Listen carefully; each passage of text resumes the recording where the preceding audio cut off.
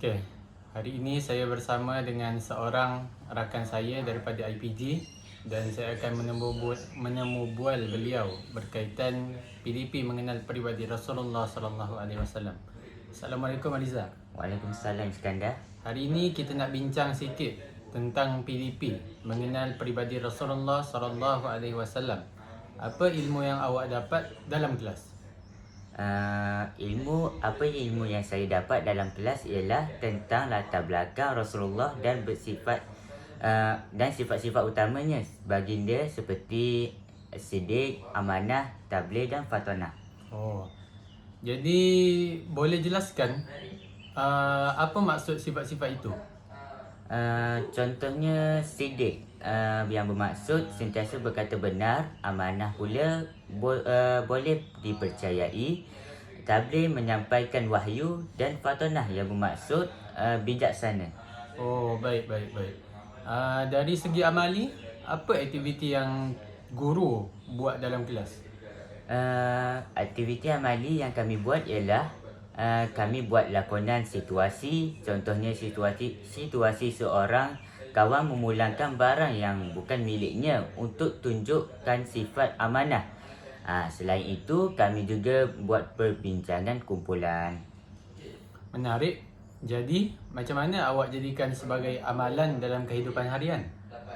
Saya cuba untuk bercakap jujur dengan kawan-kawan, tidak menipu dan menepati janji. Contohnya, kalau saya janji nak siapkan kerja kumpulan, saya akan pastikan saya akan buat. Wah, bagus tu.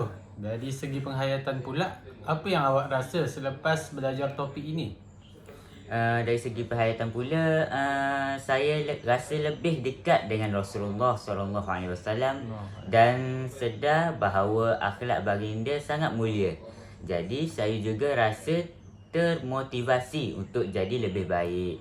Ada tak perubahan dalam diri awak? Uh, saya rasa jadi lebih berhati-hati dalam percakapan dan cuba kawal emosi supaya tidak mudah marah.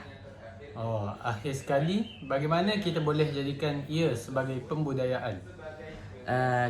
Kita boleh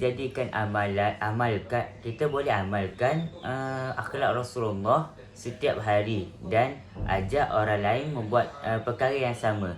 Contohnya saling menasihati kawan dan hormat guru supaya menjadi lebih kebiasaan. Oh, betul tu. Kalau semua orang amalkan, suasana kelas mesti lebih baik. Ya, barulah nilai murni itu jadi budaya, bukan sekadar belajar di dalam kelas sahaja. Baik, itu sahaja perbincangan kita pada hari ini. Terima kasih Aliza atas perkongsian yang bermanfaat. Dan sama-sama Iskandar.